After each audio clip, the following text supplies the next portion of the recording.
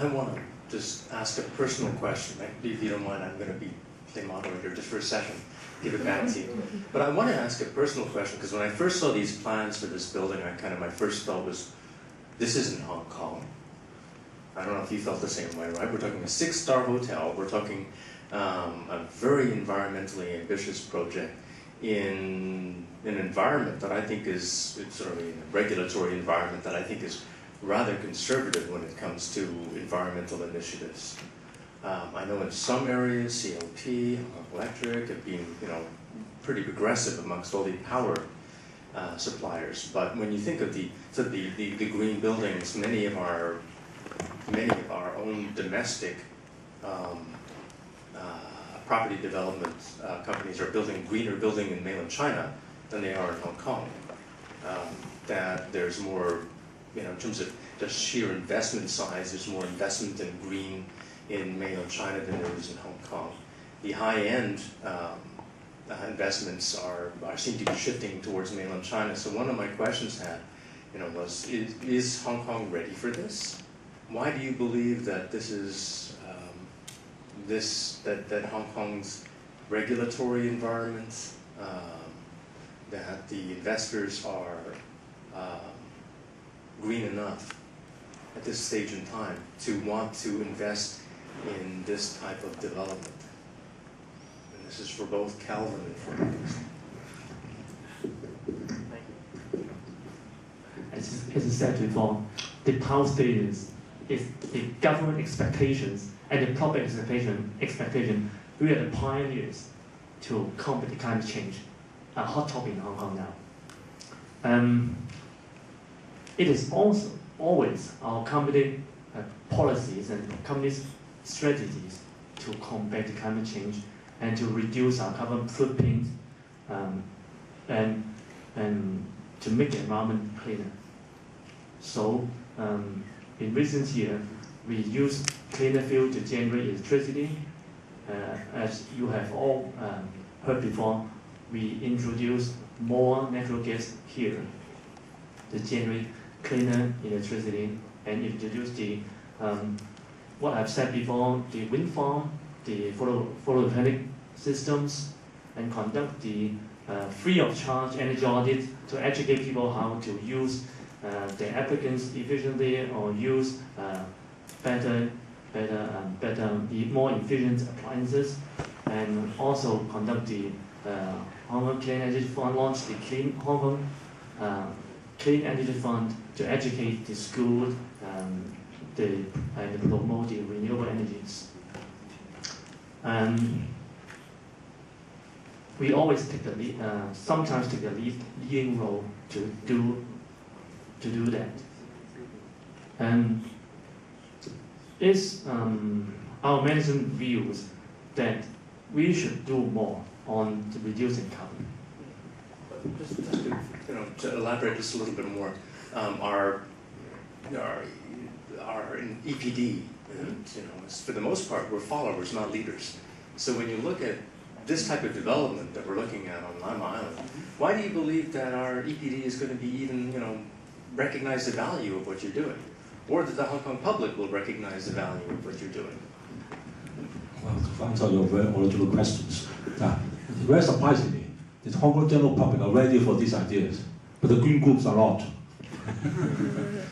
Simply they don't believe that people will ever try put their money or try to think about this. It's really they don't believe it. But if we talk about this project, we're not going to build next year, not going to be built the year after. It's going to have a lead time of about 8 to 10 years. And in 8 to 10 years' time, a lot will have changed. Your building, also thanks to Green Group, because they're pushing these ideas. So people are setting a higher and higher standards. So if we are do our projects which are using the common the technology or concept which we use now, 10 years time is nobody. Actually is lost all this attraction. So if we are planning ahead, the best way is that we look ahead in the new technologies, and also you make our project meaningful. If you support a project which is using conventional system, why bother with all these troubles? But if we are a pioneer in the new technologies, this actually about 18 years time we probably only become the second or third, but hopefully we won't be in the bottom of the league. So it will attract make the project attractive because it's a controversial project. We know there's a lot of concerns, so we have to do better than what other people are doing. And in particular, actually, this particular site has all the characteristics which make all this possible. As I say, all this sewage treatment, all the waste, that makes it because of island site. If you don't do this conventional way, you have to collect sewage, you have to pipe it to the lava channel, you have to be dispersed, and so actually it's cheaper and easier to do what we are doing. As I say, the Breakwater, since we spend a lot of money on the structure anyway, why don't we make the best use of it? So this is sometimes a lot of things we do is actually particular to this particular site. And also, I haven't mentioned this, we try to minimize the impact on the environment, including where we have roads across the valleys. We don't do it on where we use bridges. Which, you say bridge is very expensive, but if you think about the site formation costs, actually it might end up cheaper. And also bridges itself, we can make use of it. So a lot of things is, it seems to be very, a lot of technology I mentioned are there, or at least they are in the pipelines.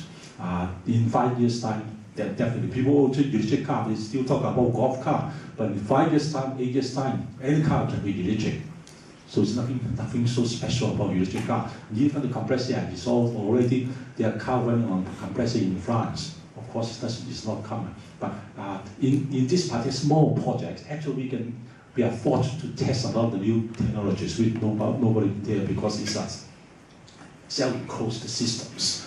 So it's really, it's not just like an urban situation where you have a lot more demanding. It allows us to try something new, which is particular to this particular site. And also, as I said, we can see the trend is that the people is toward acceptance of requirement for green environments. And this can actually become a concern. You start concern, it is when you occupy buildings, you don't have to turn on the AC, you do compressor, which actually is a lot of saving, a lot better air qualities, a lot quieter, and so there's a lot of advantages in adopting this system. But the important thing is that if we are aware of this, we build it into the infrastructure, including the layout, including the road. The road has to accommodate all these new technologies. That is important. That's why we concentrate on the infrastructure, on how the road is constructed, how the breakwater is constructed, because this is something they cannot be built. The buildings, you can leave it until closer to the time, then we make use of the advantages. But in terms of the layout, we have to do what are the resources is available on that particular site, and then we do the building to suit that particular site location, rather than just adopt any technologies. And after all, all the monies we invest, as long as it creates better environment, is accepted by the customers. The customer doesn't mind or don't mind paying a bit more for a better environment. Actually, all these projects, the idea is start off with the hotel.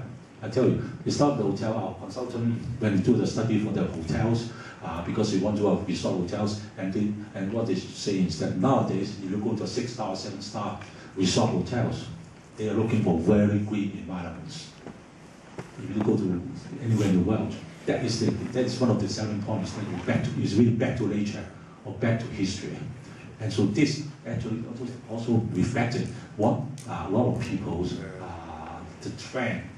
When we go to holidays, we may not go to city, we go to a resort, we go to island, Bulgaria or Bali or wherever. But this all reflected the growing, when people become growing affluent, they will try to look for spiritual satisfactions, and also that they are doing something good for the world. So I think it makes good business sense. So actually, it's not to make the Green Group happy, because they will never happy.